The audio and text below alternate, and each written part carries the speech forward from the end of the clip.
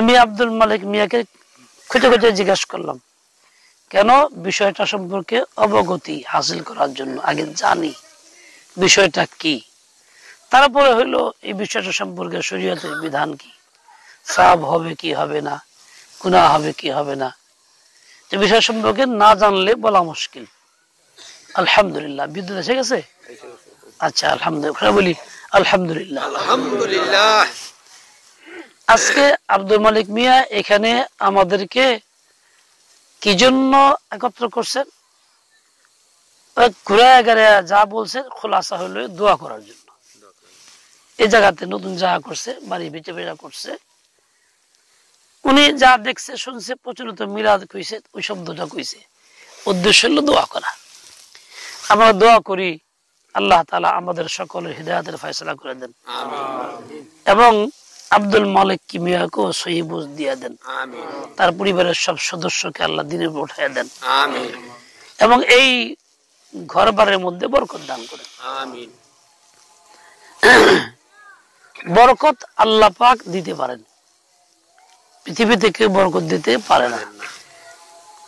বরকতের মালিক কে? আল্লাহ। তাবারাকাল্লাযী বিয়াদিহিল মুলক। বরকতের মালিক সেই আল্লাহ যার হাতে সকল ক্ষমতা। আল্লাহ তাআলা উঁচু মর্যাদার অধিকারী, সর্বোচ্চ মর্যাদার অধিকারী, তিনি এই বরকতের মালিক। এছাড়া বরকতের মালিক কেউ না, দিতে পারেও না, আর কেউ নিতেও পারে না আল্লাহ না দিলে। এই বরকত কি জিনিস? কোরআনে কারীম বরকত। আল্লাহ তাআলা কোরআনে ইরশাদ করছেন, ওয়াহাদা কিতাবুন মুবারাকুন আনজালনা। এটা একটা কিতাব যা বরকতে ভরা, বরকতময় কিতাব, যেটা আমি নাজিল করছি রাসূল সাল্লাল্লাহু আলাইহি ওয়াসাল্লামের প্রতি, সর্বশেষ নবী, সর্বশ্রেষ্ঠ নবী মুহাম্মদুর রাসূলুল্লাহর প্রতি। কাজেই কিতাব যেহেতু বরকতময়, বরকতওয়ালা, এই কিতাব যে গ্রহণ করবে তার কাছে কি আসবে? বরকতই আসবে, সে বরকতের মালিক হবে। আর কিতাব যে গ্রহণ করলো না, তো সে বরকত থেকে নিজেকে দূরে রাখলো, বিমুখ হইল, বরকত সে পাইতে পারে না। ঠিক তেমনি আল্লাহ তাআলা নবী আকদাস সাল্লাল্লাহু আলাইহি ওয়াসাল্লামকে বরকত দিয়া পাঠাইছেন। তার জিন্দেগীর বহু ঘটনাবলী এমন আছে যেগুলি দ্বারা বিভিন্ন আঙ্গিকে বরকত প্রকাশ পাইছে। কাজে রাসূল সাল্লাল্লাহু আলাইহি ওয়াসাল্লাম তিনি বরকতের মাজহার, তার দ্বারা বরকত প্রকাশ পাইছে, আল্লাহ তাআলা করাইছেন বিভিন্ন ক্ষেত্রে। কাজে রাসূলের জিন্দেগি যে গ্রহণ করে সেও বরকত হাসিল করতে পারে, আর যে রাসূলের জিন্দেগি থেকে নিজেকে বিমুখ করে সে বরকত পায় না। এই এদিকে তাকাই কারা? আমিয়া ওদিক কি? এদিকে তাকো, কথা বলে কাজ করে করুক, সমস্যা কি? নিলে করতে নিতে হবে, রাসূল থেকে নিতে হবে। রাসূলের কাছে আল্লাহ তাআলা দেওয়া প্রদত্ত বরকত ওরা তরিকার মধ্যে আছে, অন্য কোন তরিকার মধ্যে নাই। আমরা সাধারণত বিভিন্ন জায়গায় দোয়া বা ওয়াজ মাহফিলের মধ্যে কিছু মেহমানদারি খিচুড়ি খুচুড়ি পাকাই নাম দেয় তাবাররুক, মানে বরকতের জিনিস, বরকত লিয়ে যাও। এটা ভুল একটা নাম, তাবাররুকের কিছু নাই এখানে, ওটা খানা। যা একটা ব্যবস্থা করা হয়েছে ওইটার নাম দেওয়া হয়েছে এইভাবে, প্রচলিত মানে একটা রসম করা হয়েছে। আসলে ওই খানার মধ্যে এর কোনো বরকত থাকে না। বরকত থাকে সুন্নাতের মধ্যে। এই যে আজকে যে কাজটা উনি করছেন, দেখা দেখি মুরব্বীরা করছে, বাবা করছে, মায়ে করছে বা অন্যরা করছে, এই জন্য দেখা দেখি কাজটা উনি করছেন। উনি নিজেও যাচাই করেন নাই যে কাজটা আসলে কি করা কেমন হবে, যাচাই উনি করে নাই, এ বিষয়ে জানেও না, কার কাছে পরামর্শ করে নাই, দেখা দেখি কাজ করছে। আর দেখা দেখি যে কাজটা হয় এই কাজের মধ্যে কোনো বরকত থাকে না, ওটা একটা রসম হয়, প্রচলিত একটা প্রথা হয়, এছাড়া বেশি কিছু আর হয় না।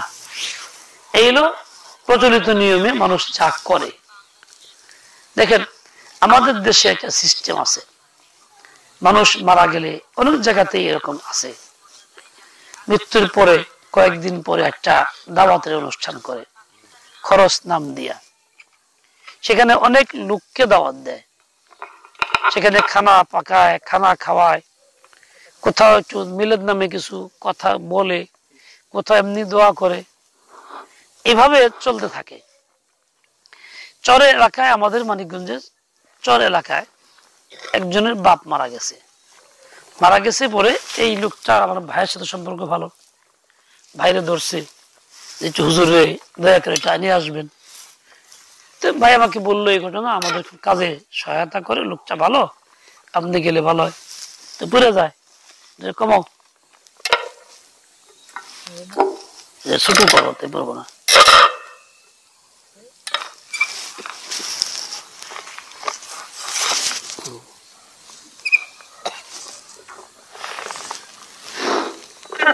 এই জায়গায় লিয়ে পেলে একটাই তো।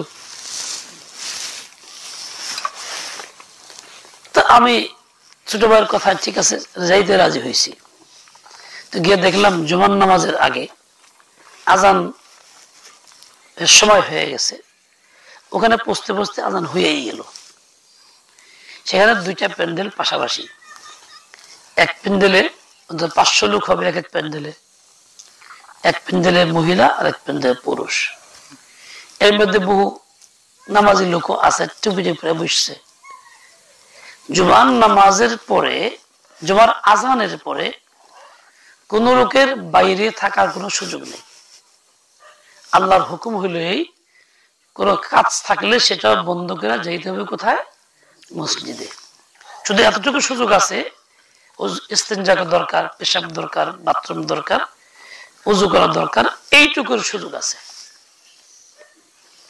নামাজ পড়তে যে তৈরি যে লাগবো এটুকু সুযোগ আছে, এছাড়া কোনো কাম করার জায়েজ নাই, হারাম।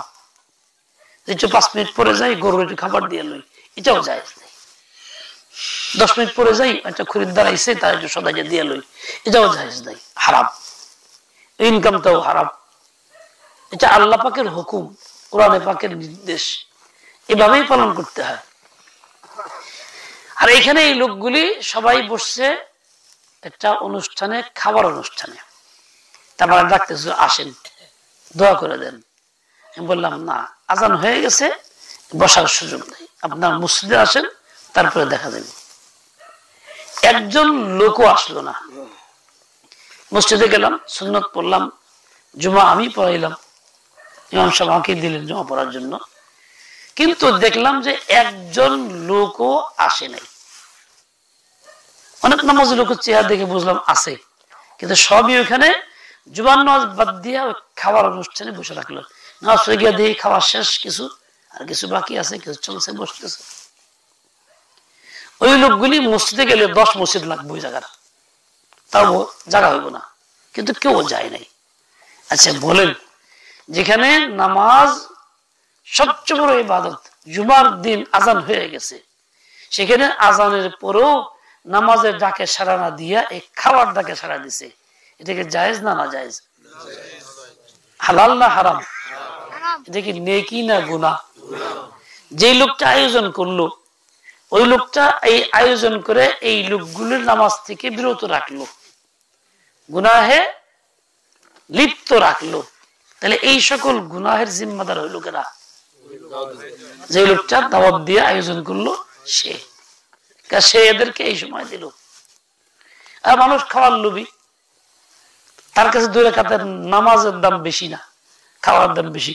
একটু গরু গোশত খাইবো বা একটা মুরগির দাম খাইবো। বাস্তবে কি খাওয়ার দাম বেশি না কিসের দাম বেশি? নামাজের দাম বেশি। নামাজের দাম বেশি। কিরকম বেশি? এটা কল্পনাতীত, এর তুলনা নাই, অতুলনীয় বেশি। আল্লাহ পাকের হুকুম নামাজ, কেউ যদি ইচ্ছাকৃত নামাজ তরক করে, ছেড়ে দেয়, তাহলে সেই লোকটা জাহান্নামী। হাদিসে পাকে আছে মান হাদামাহা ফাকাদ হাদামাদ-দ্বীন, যে নামাজ ছেড়ে দিল সে দ্বীন ধ্বংস করলো, দ্বীন ধ্বংস করলো। এই জুমার নামাজটা ছাড়লো তো আরো মারাত্মক দিনকে ধ্বংস করলো। এত বড় অপরাধী হইল কি জন্য?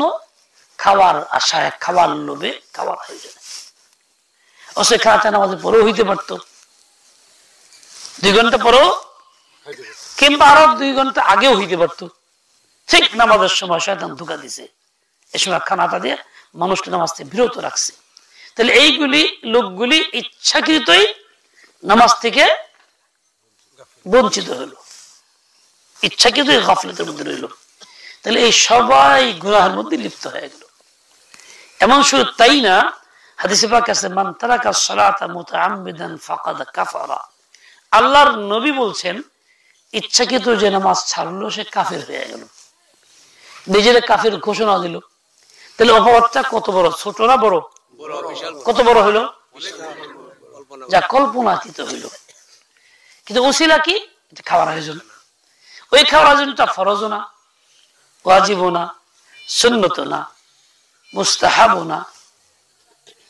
একটা খানা যদি হালাল তরিকায় আয়োজন করা হয়, মুসলিম ভাইকে দাওয়াত দেওয়া হয় হালাল তরিকায়, সেখানে হারাম না থাকে, শরীয়ত বিরোধী কিছু না থাকে, তাহলে খাওয়া যাবে, মুবাহ। শরীয়ত বিরোধী থাকলেও যাবে না, হারাম থাকলে তো কথাই নেই। হারাম যেমন খানার ভিতরে আছে, ওই সংক্রান্ত বিষয়ের মধ্যেও আছে। কিরকম? পরিবেশ হলো, অনেক জায়গায় দেখা যায় বিয়ের মধ্যে কিংবা খরচের মধ্যে স্বামী স্ত্রী দুজনে দাওয়াত পেয়ে আসছে। স্বামীর দায়িত্ব কথা হইলো যে আমি আলাদা খাম না, একসাথে আমরা ফ্যামিলির সদস্য একসাথে খাবো। ছোট বাচ্চা নিয়ে, মহিলা নিয়ে পুরুষের টেবিলে বসছে। এখন এই পুরুষের টেবিলের মধ্যে খানা হইতেছে, মহিলা বেপরদা খাইতেছে, মুখ খুলে খাইতে হয়, হাত খুলে খাইতে হয়, খানা নিতে হয়। আসে তো পর্দা করে না, তাই কেনা বোরকা পরে আসে না, খোলামেলাই তো আসে, যা দেখি বাস্তবে। আবার পাশে একটু জিজ্ঞেস করে ভাবি কেমন আছেন, কবিতা দেখি না, হাসি দিয়ে তার গল্প করে। ভাবিও খুব হা হা আসার সুযোগ পাই না, ব্যস্ত থাকি, এই গল্প গুজব চলে। তাহলে আল্লাহ পাকের হুকুমকে এভাবে ইচ্ছাকৃত লঙ্ঘন করা হয় একটা আয়োজনের মাধ্যমে। তাই হুকুমটা কি? কোন সুন্নত না, নফল না, ফরজ হুকুম। পর্দা করা ফরজ, পর্দা ছাড়া হারাম। ইচ্ছাকৃত পর্দা ছাড়লো, সে তো আল্লাহর সঙ্গে পাল্লা ধরলো যে আল্লাহ তো হুকুম ছিল তোমার, আমি করুম না, তুমি কি করলা? নামাজ যেমন ইচ্ছাকৃত ছাড়লে বড় অপরাধী হইল, পর্দা ছাড়লে বড় অপরাধী হইল। শরীয়তের উসুল হলো এইটা, হুকুম হলো এইটা, নির্দেশনা হলো এইটা। লা ইয়াজুজুল হুদুর ফি মাজলিসিন ফিহিল হুজুর।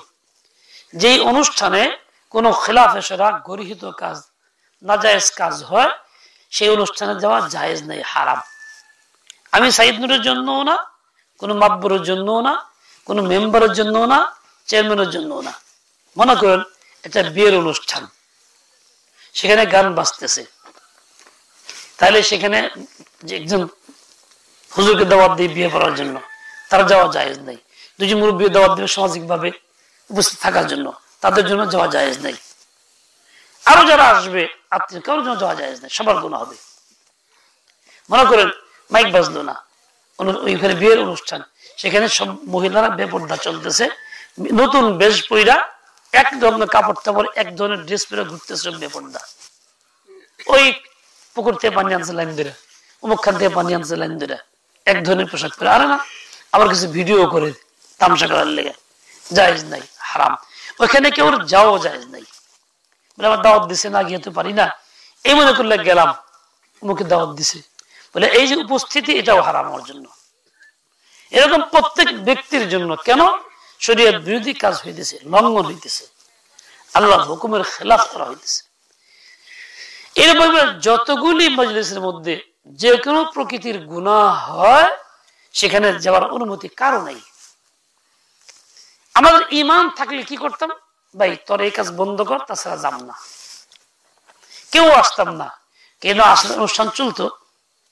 চলতো না। তাহলে ওই লোকটা এমনিতেই দায়ী থেকে হইলেও কি হইতো?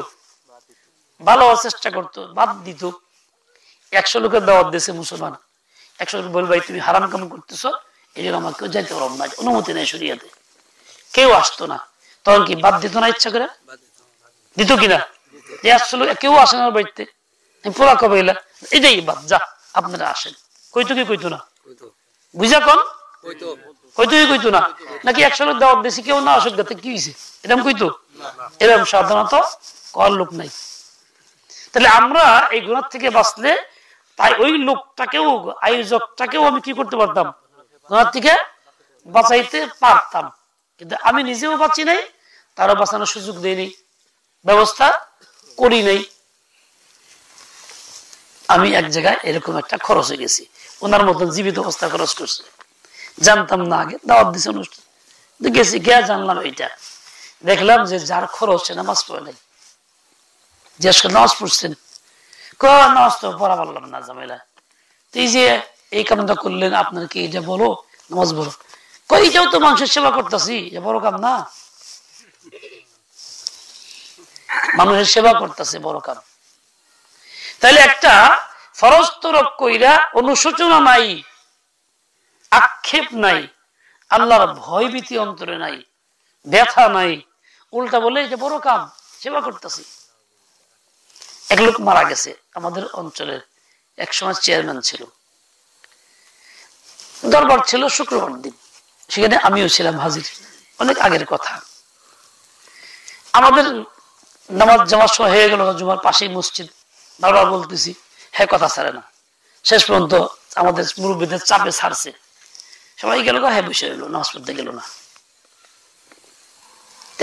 কি নামাজ পড়তে গেলেন না? হেই আমার নামাজ বড় না দরবার বড়? এর কাছে কি বড়? দরবার বড়। আর আল্লাহ কি কয়? নামাজ বড়। না আল্লাহটা ঠিক না ওরটা ঠিক? তাইলে ওর ইমান আছে? আল্লাহ কয় নামাজ বড়, আর ও কয় দরবার বড়। তাহলে ও তো আল্লাহর প্রতি ইমানই রাখে না, ও আল্লাহর হুকুম মোকাবেলা একটা খাড়া করছে। এইভাবে লা ইয়াজুজুল হুজুর ফি মাজলিসিন ফীহিল হুজুর, যেই অনুষ্ঠানে কোনো অন্যায় কাজ হয় সেখানে হাজির হওয়া, উপস্থিত হওয়ার কোনো সুযোগ নেই। আমরা যারা হাজির হই, চিন্তা করি সামাজিকতা, লোকটার মন জয় করি, সে তো আল্লাহর মন জয় করার চেষ্টা করতেছি না, আল্লাহর সন্তুষ্টি হাসিল করার চেষ্টা করতেছি না। ওই লোকের মন জয় করলে আল্লাহ নারাজ হয়, আর ওই লোকের মন খুশি না কইরা বেজার করলে আল্লাহ রাজি হয়। মুমিনের কাম কোনটা? আল্লাহকে রাজি করা, চাই ওই লোক রাজি হোক বা না হোক, এই না কাম। বুঝেন নাই কথা? আপনার জবাব দেন। তার কথা মানলে কি হয়? আল্লাহ বেজার হয়, আর আল্লাহ রাজি করলে ওই লোক বেজার হয়। তো কোনটা করা লাগবে? আল্লাহকে রাজি করতে হবে। এটা মুমিনের কাম, আল্লাহর বান্দার কাম। আমরা এই যে করতেছি, সামাজিকতা হোক আর যেমনি হোক, এটা হলো আমার নিজের বুঝ, নিজের তাকাজা, এটা আল্লাহর হুকুম না, রাসূলের তরিকা এটা না, ভিন্ন কিছু নেই। আমাদের এখানে এক চেয়ারম্যান মারা গেছে, তার ভাতিজা একজন ডাক্তার। তো আমার এখানে আসতো, বললাম যে ভাই শুনলাম ওকে মারা গেছে, তো কেমনে কি? বলে অমুক দিন আয়োজন করছি, খরচের 2500 লোকের দাওয়াত। তারপরে কেমনে কি করবেন? 55 মণ গোশত বাজেট করছি, আবার সেই মুক্ত মুখ। বলে এই যে এত বড় খরচ করতেছেন, এই ঝামেলা না করলেও তো হইতো, অনেক কাজে খরচ করেন, তার দান করে দিতেন। হুজুর কি কম মানুষে কয় জীবন ভরা আমগোটা খাইয়া গেছে, তার দাম আমরা খাম না? জীবন ভরা আমগোটা খাইছে, তার দাম আমরা খাম না? মানুষে কয়, এলে করতে বাধ্য হইতেছি। তাহলে এই কাজটা করার লক্ষ্য কি? মানুষের খুশি করা না, খালি মানুষের মনের চাহিদা এবং দাবিকে বাস্তবায়ন করার চেষ্টা করা, আল্লাহর জন্য না। কার জন্য? মাখলুকের জন্য। কার জন্য? মানুষের জন্য। যে কাজটা আল্লাহর জন্য না হয়, মাখলুকের জন্য হয়, মানুষের জন্য হয়, ওই কাজে সওয়াব মিলে না, ওই কাজে সওয়াব মিলে না। বরং মাখলুকের জন্য যে কাজটা করা হয় ওখানে লৌকিকতা, এই লৌকিকতার মধ্যে গোপন শিরক থাকে।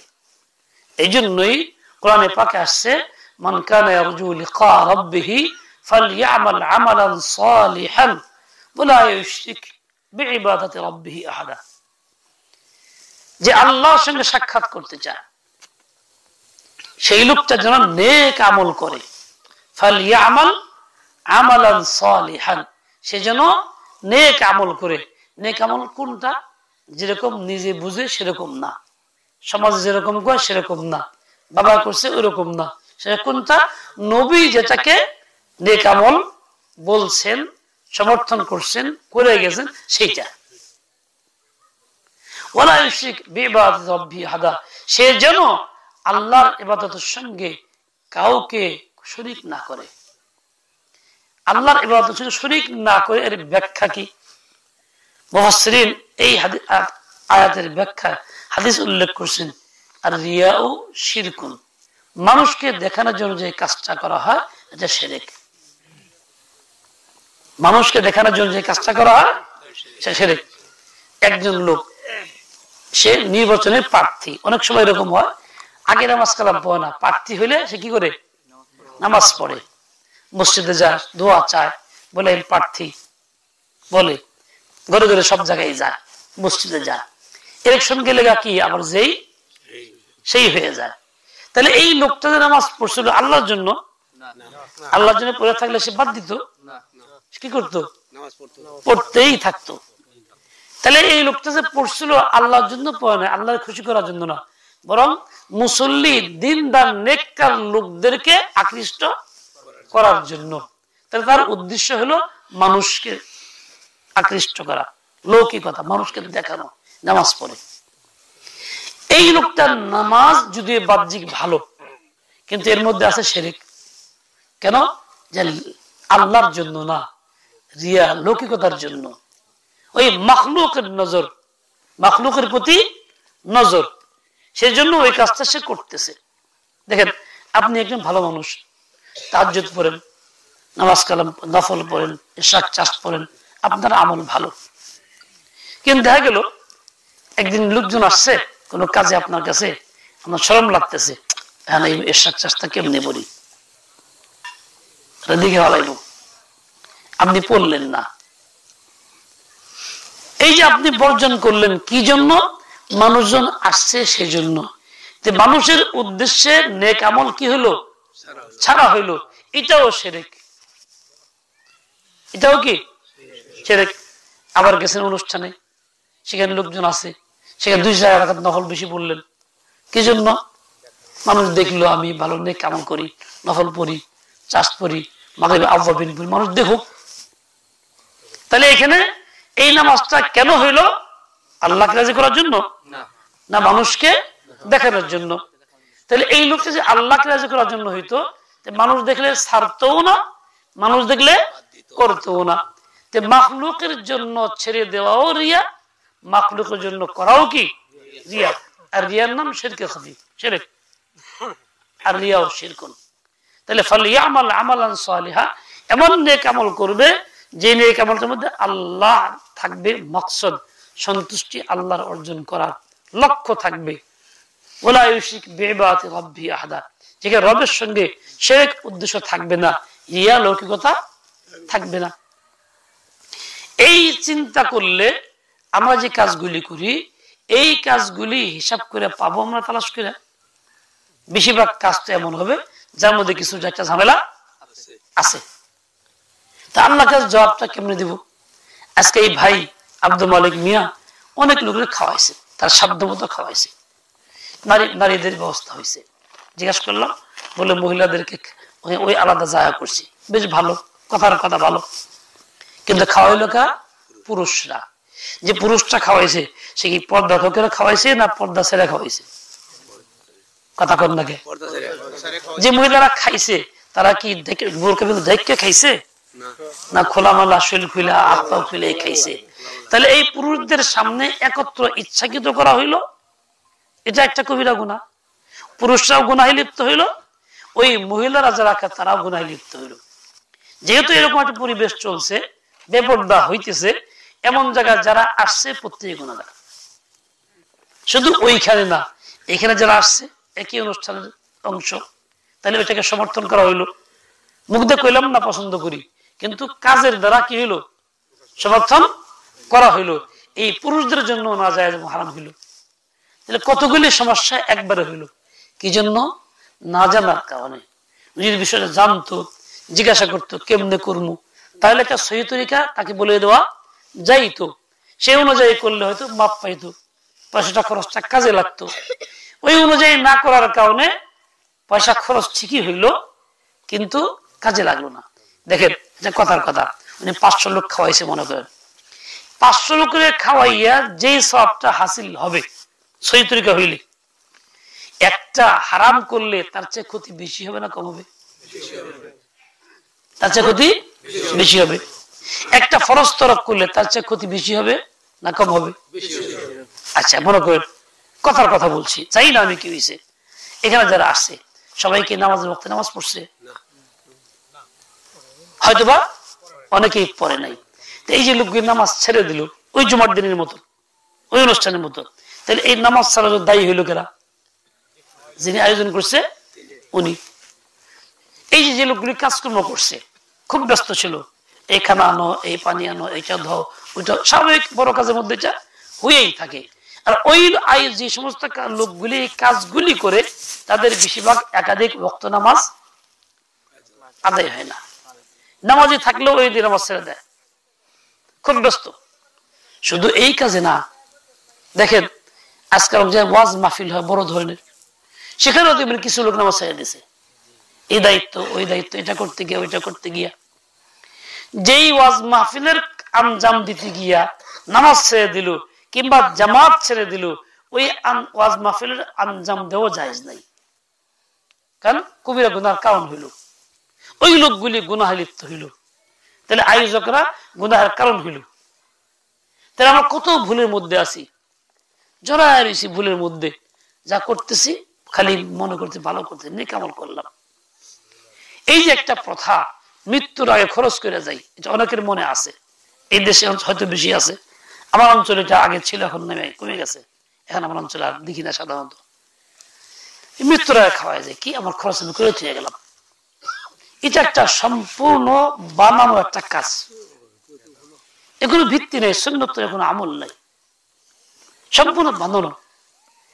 আমি কি খরচ করব? দেখেন, এই যে আমি ওনাকে জিজ্ঞেস করলাম আপনার হজ ফরজ, হজ করেন না? এই যে 5 লাখ টাকা একটা খরচ হয়েছে, কম বেশি আনুমানিক 5 লাখ টাকা খরচ হয়েছে, এই 5 লাখ টাকা থাকলে তার হজ ফরজ হয়, 5 লাখ হজ করা যায়?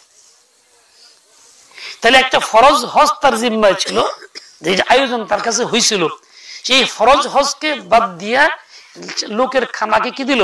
অগ্রাধিকার দিল। তাইলে আল্লাহর হুকুম কিসে পালন করলো না ধ্বংস করলো? মানুষের বুঝের অভাবে কিন্তু এরকম করে, বড় ক্ষতি করে ফেললো, হজটাকে ধ্বংস করে ফেললো।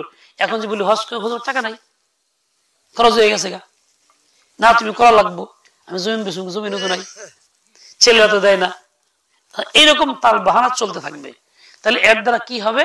হজের মতো একটা ফরজ মাথায় নিয়ে দুনিয়ার থেকে চলে যাব, কিয়ামত পর্যন্ত শাস্তি ভোগ করব, এটা মাফ হবে কেমনে? এই গুরুত্ব আমি দিচ্ছি না, আমি বুঝতেছি না, আমি শুধু দেখা দেখি রসম প্রথা এগুলি করে যাচ্ছি। এই জন্য ভাই, মুমিনের কাজ এরকম না, মুমিনের কাজ খুব হিসাব করে চলা, পা ফেলানো হিসাব করে আমি চলতেছি কতটুকু যায়। দেখেন, আমি একটা আজীব ঘটনা আপনাকে বলি। এক আল্লাহওয়ালা, খেয়াল করেন, একজন আল্লাহওয়ালা, খুব আল্লাহর হুকুম অটল, মজবুত, দৃঢ়, খুব মজবুত। তো ওই সময়কার শাসক তাকে কিছু কাজ করতে বাধ্য করছে, সে করে নাই, যে আমি আল্লাহর হুকুম ছাড়া করবো না, মাথা মতো করি না আল্লাহর হুকুম ছাড়া। এই জন্য সে খুব রাগ। এখন সে শাস্তি দিবে কি? শাস্তি বিভিন্ন রকম হয়, কেউ জেলখানায় বেরোতে হয়, কেউ আগের যুগে শাস্তি আছিল ফাঁসি দিয়ে দিত, এখনো ফাঁসি সিস্টেম আছে কোন কোন ক্ষেত্রে, মেরে ফেলাইতো, জল্লাদ দিয়ে কূপ দিয়ে কাটতো, বড় আসামিদের করতো।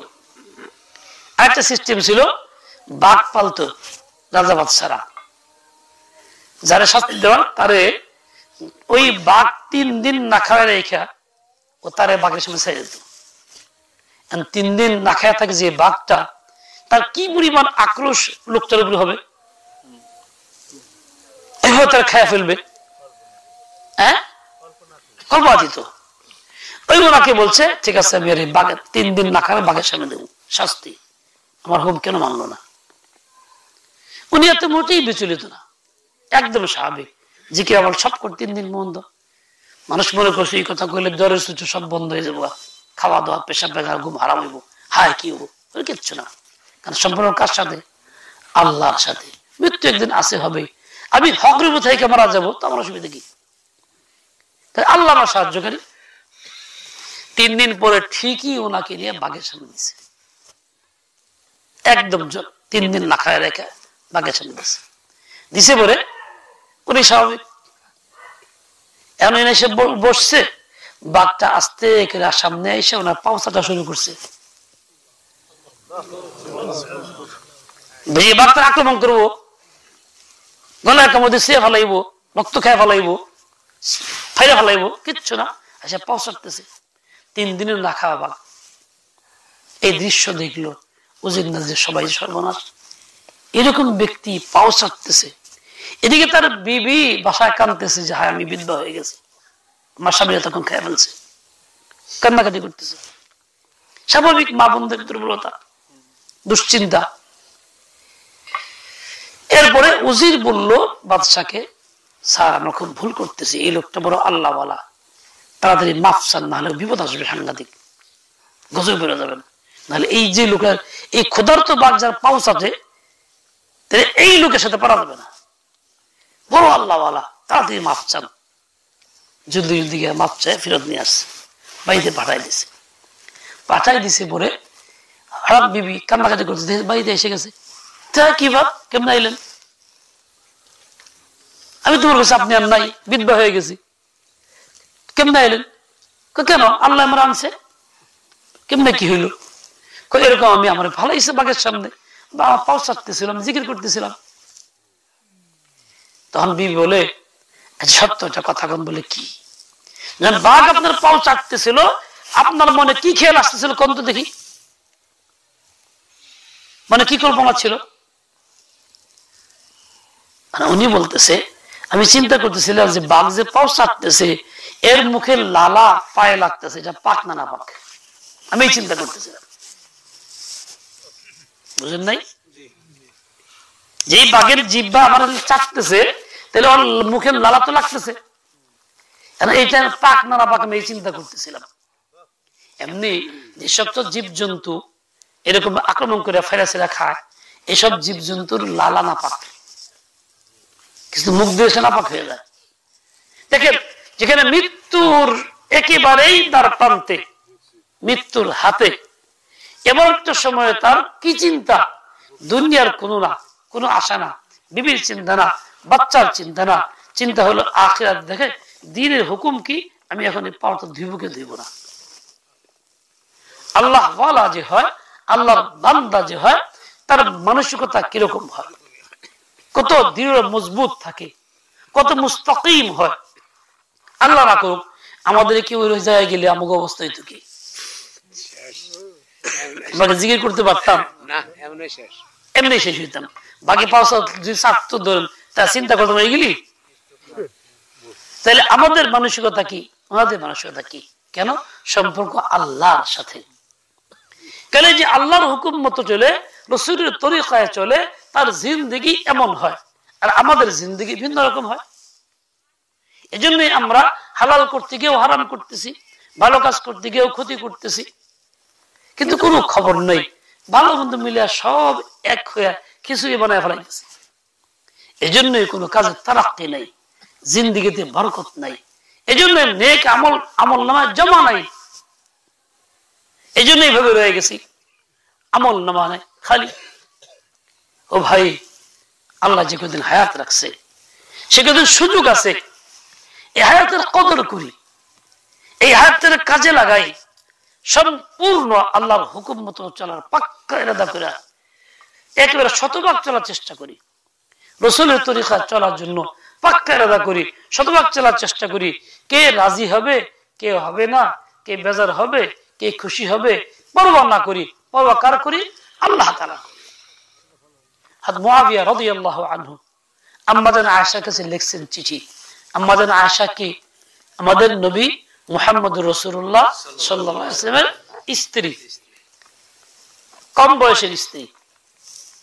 লিখছেন যে আমাকে একটা উপদেশ দেন। তখন তিনি একটা হাদিস লিখছেন উপদেশ, দেখো তোমার কাজ হইল আল্লাহর বান্দাদের অসন্তুষ্ট করে আল্লাহর সন্তুষ্টি অর্জন করা। মূল কথাটা বলতেছি, তা না করে তুমি যদি আল্লাহর সন্তুষ্টিকে পিছিয়ে ফেলা দাও, বান্দাদের সন্তুষ্টির সামনে রাখো, তাহলে এই মাখলুক তোমার জন্য আযাব হবে, আযাবের কারণ হবে। এই মাখলুক তোমার প্রতি নারাজ হবে, এরাই তোমাকে শাস্তি ফেলবে, নাফরমানি করবে, বাগাওয়াত করবে। আর তুমি যদি আল্লাহ তাআলাকে রাজি করার চেষ্টা করো, মাখলুকের সন্তুষ্টি চিন্তা না করো, তাহলে এই মাখলুকের পক্ষে থাকবে। আজকে আমি উমুকে শত্রুতা করে, উমুকে হিংসা করে, উমুকে এই করে, উমুকে এই করে, কত রকম আযাবে লিপ্ত। আমরা বসলে নীরবে আমার কাছে অনেক কথাই তো কয়। পুরো সমাজের মধ্যে দুর্ঘটনা, আমার মেয়ে বিয়ে হয়ে দেয় না, আমার ছেলে বিয়ে। এই যে একটু আগেই এক মহিলা ফোন দিছে আমার, এই গাড়িতে যখন নামছি না এসে, হুজুর খুব বিপদে আছি। বিপদে কি? আমার স্বামী, আমার বোন আসতেছে দুইটা আমার বাড়িতে, এদের আমার স্বামীর সাথে খারাপ সম্পর্ক, অন্যায় করে, আমি কি করে বাঁচতে পারি? এক পর্যায়ে বলতেছিল, দেখেন আমার মার সাথে আমার স্বামী অপকর্ম করছে, আমি তো উলঙ্গ অবস্থায় দেখছি দুইজনকে। আমার তোমার তো এই স্বামীর ঘরে থাকার কোনো সুযোগ নাই, কারণ এই স্বামী তোমার স্বামী না। যখন নাকি স্বামী স্ত্রীর মার সঙ্গে কোনো একটা কিছু জড়াজড়িও করে, অন্যায় করে, কেউ অন্যায় নাও করুক, জড়াজড়ি করছে, মনের খায়েশাত নিয়ে স্পর্শ করছে, একেবারে সাধারণ হাত এমন জায়গায় স্পর্শ করলো, মনে খারাপ চিন্তা থাকলে তবু এটা হারাম হয়ে যায়, মা ওই তার স্ত্রী সম্পূর্ণ তালাক হয়ে যায়। এটা হলো আল্লাহ আইন। তোমার তো সুযোগ নাই থাকার, স্বামী তোমার স্বামী না, পৃথক হয়ে যাবে, আমি কি করবো? আমার তো উপায় নেই, কোথায় যাব? তার কথা হলো এইটা। কোথায় যাবে? তোমার ঈমান নিয়ে তুমি আল্লাহর তার প্রান্ত হও, আল্লাহর কাছে আশ্রয় নাও, আল্লাহর পানা চাও। দুইটা বাচ্চা আছে দেখি, সেমন একটা কথা বললো যে আমার 9 বছরের বাচ্চা মেয়েটা বাবার কাছে থাকতে, আমি যখন না থাকি বাবার কাছে যেতে চায় না, সে বাপ তার সাথে খারাপ ব্যবহার করে। তাহলে কত নোংরা মানসিকতা, দেখতে সমাজে খুব ভালো, কতটাই দুরবস্থা আমাদের আখলাক, কতটাই খারাপ, কত জঘন্য, আমরা জাহান্নামে জ্বলতেছি খবর নাই। আজকে এই নামসিপুরে ফোনটা দিছে, এই কিছুদিন আগে আমরা গেছিল, ফোনে কথা বলছিলাম, কি অবস্থা। ও ভাই, এই যে কাজগুলি করতেছি, মনে করছি খুব ভালো করতেছি, আসলে ভালো করতেছি না, ভালোর সুরতে অনেক খারাপ করতেছি, ভালোর সুরতে অনেক খারাপ করতেছি। আমার মাকসাদ তো আল্লাহকে রাজি করা যদি হয়ে থাকে, তা আমি এর কোনটাই করতে পারি না। আচ্ছা ভাই, আমি প্রচলিত নিয়ম এই সবই করলাম, আরো করলাম, মনে করেন লক্ষ লক্ষ মানুষ খাওয়াইলাম, আরো গোনার ইন্তজাম হইলো, বাড়িতে বেপর্দা হইলো, বেপর্দা হইলো, মহিলাদের খাওয়াইলাম, সবাই খুশি করলাম, তারা বাহবা দিয়ে গেল, এই গল্প করতে করতে ও সাংঘাতিক ব্যাপার, উমুকে যে কাজটা করছে না, এরকম মনের মতো খাওয়ানটা খাওয়াইছে, সারা রাস্তায় মানুষ প্রশংসা করতে থাকলো, সবই হইলো, কিন্তু আল্লাহ যে নারাজ হয়ে গেল। আমি যখন দুনিয়ার থেকে চলে যাব, তখন কি উপায় হবে, ফল কি পাবো? এখন যখন দুনিয়াতে যে কয়দিন আসি, কি ফল পাবো, আল্লাহ আমাকে কি দিবেন, এই চিন্তা করি। পরিণতি কি? সারা দুনিয়া মানুষ আমাকে প্রশংসা করলো, বাহবা দিল, খানার প্রশংসা করলো, তাতে কি আল্লাহ আমাকে ছাড় দিয়ে দিবে? আল্লাহ যদি আমাকে দয়া করেন, সারা দিয়ে মানুষ সব বলে লোকটা সাংঘাতিক, কি বল বখিল, মানুষের খাওয়াইলো না, বাপ দাদার খাওয়াই গেছে, ও তাও করলো না, ঘাটে পথে সমালোচনা করে, রাস্তা রাস্তায় সমালোচনা করে, বদনাম করে দোকানে দোকানে, তাতে আমার কি আসে যায় যদি আল্লাহ রাজি থাকে? বলেন, তাহলে আমার কি আসে যায়? তাহলে আমার আসল কি, আল্লাহ না মাখলুক? আসল কি, আল্লাহ না মাখলুক? কোন মাখলুক কি পারবে আল্লাহর আযাব থেকে বাঁচাইতে, গুসা থেকে বাঁচাইতে, জাহান্নাম থেকে বাঁচাইতে? কিন্তু আল্লাহ পারবেন কিনা? আমার কবরে যে কোনো দুর্দশা আসবে, বাঁচাবে কে? কোন ব্যক্তি? ভাই বোন, স্ত্রী পুত্র, সমাজের সব লোক, উপজেলা চেয়ারম্যান, বড় শক্তি প্রধানমন্ত্রী, প্রধান উপদেষ্টা, কেউ পারবে না। একমাত্র কে পারবেন? আল্লাহ পারবে। আমার তো আল্লাহ দরকার, আমার তো আল্লাহ দরকার। আমি কোথায় যাইতেছি আল্লাহকে বাদ দিয়ে? কোন পথের প্রতীক হইতেছি?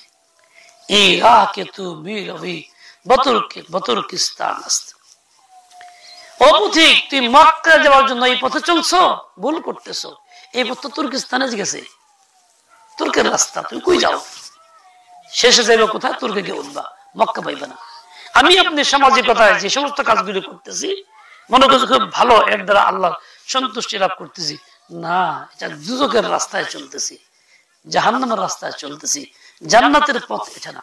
জান্নাতের পথ কি? রাসূল আকরাম সাল্লাল্লাহু আলাইহি ওয়াসাল্লাম বলছেন, কুল্লু উম্মতি ইয়াদখুলুনাল জান্নাতা ইল্লা মান আবা। আমার উম্মত জান্নাতে যাবে, কিন্তু যে অস্বীকার করবে সে জান্নাতে যাবে না। কিলা মান আবা ইয়া রাসূলুল্লাহ, বলা হলো হে আল্লাহ রাসূল, অস্বীকার করলো কে? আবার অস্বীকারী লোকটা কে? হুজুর বললেন, মান আতাআনি ফাকাদ দাখালাল জান্নাহ।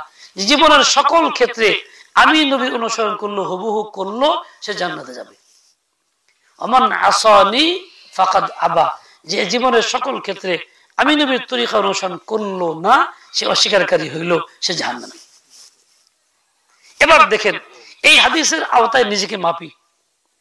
আমার জীবনে কত পার্সেন্ট আমি নবীর তরিকা হুবহু চলতেছি, কত পার্সেন্ট মন মতো তরিকা বাদ দিয়ে চলতেছি? হিসাব করলে দেখা যাবে সবটাই শেষ। শুনো নাই? শেষ। ও ভাই, কাজ দেখা যাবে অনেক, ফল নাই। বলেন দেখি, হাতির পায়খানা বড়, লেদা বড়, নাকি শিকার পায়খানা বড়? শিকার পায়খানার লেদা ছোট না বড়? হাতিরটা বড়। একজন লোক কয় দূর শিকার পায়খানা খায় কি, হাতির দেখে পেট বেরু। আসলে কি হাতির পায়খানা খাওয়ার জিনিস? পেট ভরার জিনিস? পরিমাণে বেশি তো আছে, অনেক বেশি দেখে কি হালাল হয়ে গেছে? তা কিন্তু হয় নাই। আবার ভাই, সমাজে বেশি লোকে এই কাজ করে, বেশিরভাগ লোক এরকম করে, ওইরকম করে, ওইটা করি, ওইটা আসলে হাতের পায়খানার মতো হবে। কাজে ভুলের মধ্যে না থাকি, একটাই কাজ, আল্লাহকে রাজি করি। আল্লাহকে নারাজ করলে আর চলা কোনো কায়দা নাই, দুনিয়া অশ্বাস দিয়ে। বলবেন যে কত মানুষ আল্লাহ রাজি করে না, কাফির মুশরিক আল্লাহর নামই লয় না, তারা চলতেছে সুখ শান্তিতে। ও ভাই, কাফির মুশরিক আল্লাহ চালাইব সুখ শান্তিতে, ওকে দুনিয়ায় শেষ, পরকাল যেহেতু নাই। আর মুমিনের আসল হলো পরকাল, দুনিয়া হলো সাময়িক পেশাব পায়খানা করার মতো সময়ের জায়গা। এই জন্য দুনিয়াতে মুমিনের কষ্ট হইব, এটা হাদিসে বলাও আছে, কোরআনে পাকেও আছে, লাকাদ খালাকনাল ইনসানা ফি কাবাদ। কাজেই আমার আপনার কষ্ট হবে, অত বেশি ডাকনামও নাই, অত টাকা পয়সাও হবে না, সুখ শান্তি অত হবে না। বরং আমি হারাম পথে চলতে গেলে প্রতি পদে পদে অশান্তি বাড়বে, যা কাফেরের বাড়বে না। আর সুযোগ দিবে আল্লাহ দুনিয়াতে, আমাকে আর সুযোগ দিবে না, আমাকে ধরবে। যে কাউকে সুযোগ দিয়ে দেয়, তাহলে বুঝতে হবে তার শেষ পরিণতি অত্যন্ত ভয়াবহ, তার শাস্তি একবারে হবে, চরম হওয়া হবে। এই জন্য দুনিয়াতে অন্যায় কইরা, পাপ কইরা আমি সুখে থাকবো এই আশা, স্বপ্ন থাকবে, এর বাস্তবতা কখনো হবে না। আমার আল্লাহ বলছেন, আমার আল্লাহ বলছেন কি, মেয়ে ঘুমাই কেরা, তুমি এরকম ঘুমাইতেছো, মেয়ে তাই সালা বইছে কি? আমার আল্লাহ বলছেন, মাইয়ামাল সুআন ইউজযা বিহি, মাইয়ামাল সুআন ইউজযা বিহি। যে গুনাহ কাম করবে আল্লাহ তাকে অবশ্যই তার শাস্তি দিবেন, আল্লাহ ঘোষণা দিয়েছে। আচ্ছা কোন আল্লাহ কোরআনে ঘোষণা দিয়েছে, ঘোষণা কে উল্টাইতে পারবো? আমার শাস্তি হইব কে? ওই যে ওই বই, তুমি যে গুনাহ করবা শাস্তি ইচ্ছা করে চাই না আনতেছো, কার কি করার আছে? অশান্তি চাই না আনতেছো, বরকত তুমি নষ্ট করতেছো, জিন্দেগির রিজকের মধ্যে কমি তুমি আনতেছো চাই না, কারণ তো কই দিছে মাইয়ামাল সুআন ইউজযা বিহি। এটা কিন্তু শুধু অন্যের ঘটনা দিয়ে না বুঝি, নিজের ঘটনা দিয়ে বুঝি। আমি গুনাহ করার কারণে কি ক্ষতি আমার হয়ে গেল, প্রত্যেকের জীবনে একটা অবস্থা আছে, নীরবে বসলে চুপচাপ বসে দেখবো আমি এই পাপটা করছিলাম সেজন্য আমার এই সমস্যাটা হয়েছে। তালাশ করে পাওয়া যাবে না এরকম? কথা কয় না কেন? আমার জীবনে এই অপরাধটা হয়েছে সেজন্য এই সমস্যাটা পড়ছি, তালাশ করলে বের করা যাবে। জীবনে অনেক অপরাধ এমন আছে, গুনাহ নাফরমানি, যার জন্য দুনিয়া পারেশানি হয়েছে, অশান্তি হয়েছে, ঝামেলা হয়েছে। দেখেন না, একজন মহিলা যদি এই যে টাচ মোবাইল ব্যবহার করে লাইন চালায়, নেট চালায়, কারোর সাথে সম্পর্ক হয় নেটের মাধ্যমে, ওটা বসা পরিচয় হয়, এরপরে যোগাযোগ রাখতে থাকে, এর দ্বারা তার মন আস্তে আস্তে স্বামীর থেকে সরে যায়, মহিলার দিকে, ওই পুরুষের দিকে ঝুঁকে পড়ে। সে তো খারাপই থাকে, ভালো স্বামীর কথা মান না, খেদমত করে না, সংসারে মনোযোগ দেয় না, বাচ্চা কাচ্চাও ঠিক মতো পালে না, সব শুরু হয় ঝামেলা। হয় কি হয় না? আচ্ছা, এই যে সংসারে অশান্তি হইল, মেয়েটা এই কাজ করার আগে এত অশান্তি ছিল না, কিন্তু এই কাজ করার পরে অশান্তি বাড়লো। তাহলে কি নেকির কারণে বাড়ছে না গুনাহের কারণে বাড়ছে? একটা পুরুষ এরকম ভাবে স্বাভাবিক সংসার করত, সম্পর্ক ভালো ছিল, সবাই ভালোই জানতো, সে এই চাকরি স্থলে গিয়ে এক মহিলার সাথে সম্পর্ক করছে, এখন মোবাইলে যোগাযোগ করে দিন রাত ওই তামসা, ওই কথা, ওই জিগিরে আজকাল। এখন বললোকে ভালো করে কথা কয় না, কথা গুলো ধমক দেওয়া কথা কয়, জামটি দেওয়া কথা কয়, বললোকে থাকে না, সময় বাইরে কাটায়, ইত্যাদি ইত্যাদি।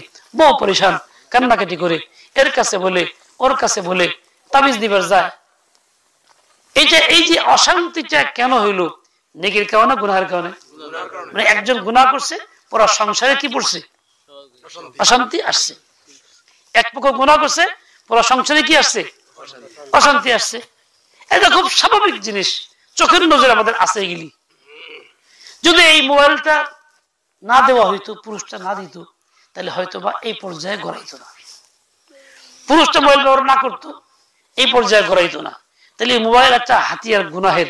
আমি কিনছি, ব্যবহার করছি, মহিলাকে দিছি ব্যবহার করার জন্য, ফল কি হয়েছে?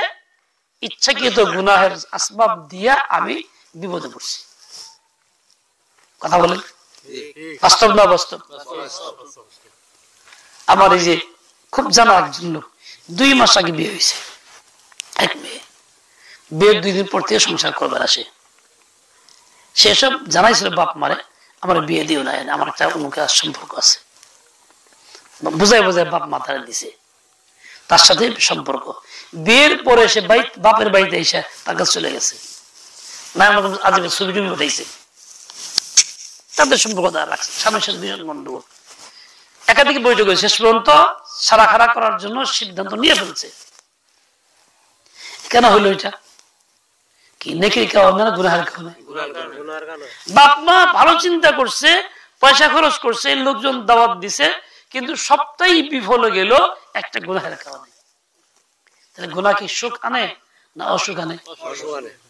এক বাপের এক ছেলে, সব আয়োজন ভালো, ছেলেটাকে বেশি আদর করছে, টাকা পয়সা বেশি দিছে, বেশি আদর পায়, নামাজ কালামা পড়ে না, বন্ধু বান্ধব জুটাইছে, নেশা খাওয়া শুরু করছে, বিয়ে শাদী করাইছে, সন্তান দিও হয়েছে, আর নেশা খায় বাপ মারে মারে, মায়েরে মারে, বউরে মারে, দিনভর মাথায় কোনো কাম কর্ম করে না, রাতভর তামসা করে ঘুরে। এখন সবাই পরেশান, বউ পরেশান, মা পরেশান, বাপ পরেশান। আছে কিনা এরকম? কি জন্য? নেকি করার কারণে, গুনাহ করার কারণে? কথা কর না কেন? গুনাহের কারণে। তাহলে গুনাহ কখনো মানুষকে কি দেয় না? সুখ দেয় না। করি মনে করি না খুব ভালো লাগতেছে, কিন্তু পরিণতি কখনো কি না?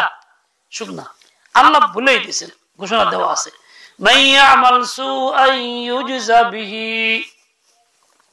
আমিও যদি গুনাহ করি শাস্তি আমারও আসবে।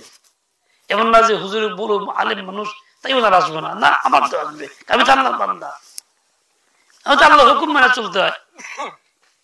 কাজেই যে কোনো প্রকৃতির গুনাহ আমার দ্বারা হোক, এর শাস্তি একটা আসেই। দুনিয়াতে অশান্তি আছে, দুনিয়াতে অশান্তি না দিলে জমায় রাখবো আল্লাহ, এক ছুটে কবরে গেলে যা। এখন বলেন, অন্যায় কইরা শাস্তি পাওয়া, অশান্তি পাওয়া ভালো, নাকি অন্যায় ছেড়ে দিয়া আল্লাহকে রাজি কইরা সুখে থাকা ভালো? কথা বুঝেন নাই? কোনটা ভালো? আল্লাহকে রাজি কইরা সুখে থাকা ভালো। আমাদের কাজ কি হবে? ভবিষ্যৎ জিন্দেগিতে কোনো গুনাহ আমি করব না, অন্যায় গুনাহ ছেড়ে দেব, এর দ্বারা আল্লাহ রাজি হবে। তাই আমার জীবনের মনের সুখ শান্তি তৃপ্তি সবটাই আসবে। খায়ও আরাম, ঘুমাইও আরাম, বিবির কাছে বসলেও আরাম, বাচ্চার কাছে বসলেও আরাম, খুব মিল মোহাম্মত থাকবে, সংসার সুখের চলবে, দুনিয়াও সুখ হবে, আখিরাতেও সুখ হবে। এখন কোন গুনাহ কাম করবো কে করবো না, নাকি দেখা দিয়ে খেলে করবো, মনে হচ্ছে জাকাতাই খেলে করবো, করবো না, তা করবো না। আল্লাহ পাক রব্বুল আলামিন আমাকে আপনাকে সবাইকে সেই বুঝ দিয়ে দেন, আল্লাহর মর্জি মতো চলার তৌফিক আল্লাহ আমাদেরকে দান করেন, কাউকে মাহরুম না করেন। ওয়াসাল্লাল্লাহু তাআলা আলা নবিয়িল উম্মি ওয়া আলা আলিহি ওয়া আসহাবিহি ওয়া বারাকা ওয়া সাল্লাম। সুবহানাকাল্লাহুম্মা ওয়া বিহামদিকা আশহাদু আল লা ইলাহা ইল্লা আনতা আস্তাগফিরুকা ওয়া আতুবু ইলাইক। আমার সাথে কোন কি কইবেন? আমি যা কম তা কইবেন। আল্লাহ ছাড়া মাবুদ নাই,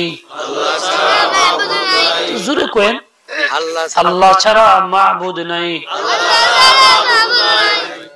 আমরা তারই গোলাম ভাই।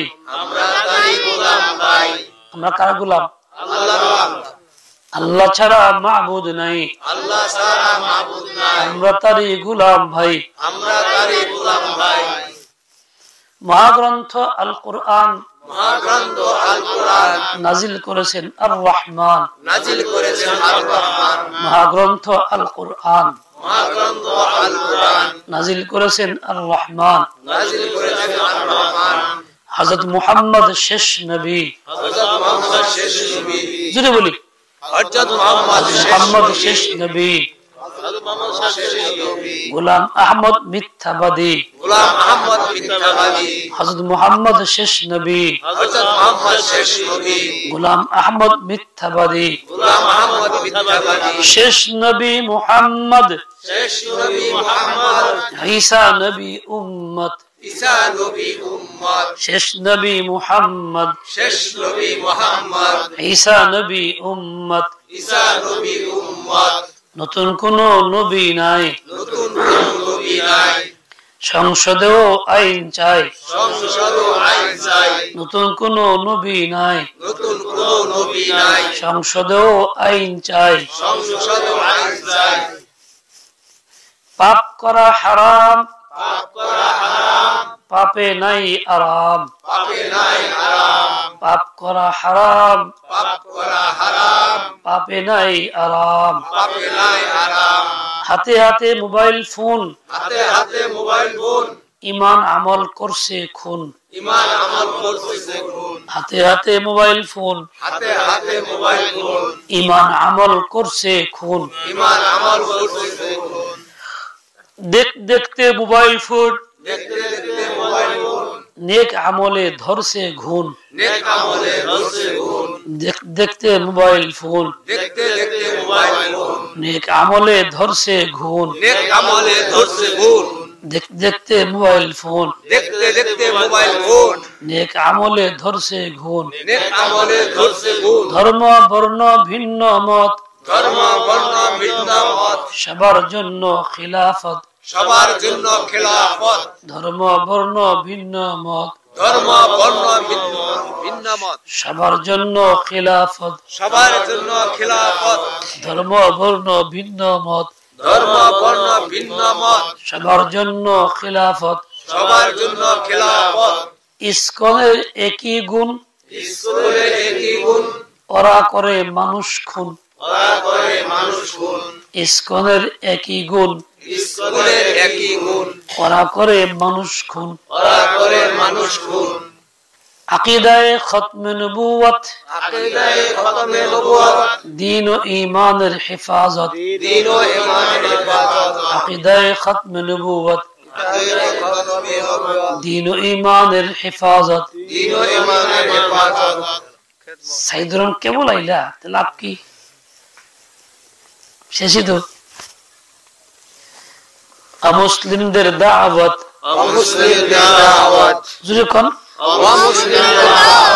নবীজির সুন্নাত, অমুসলিমদের দাওয়াত,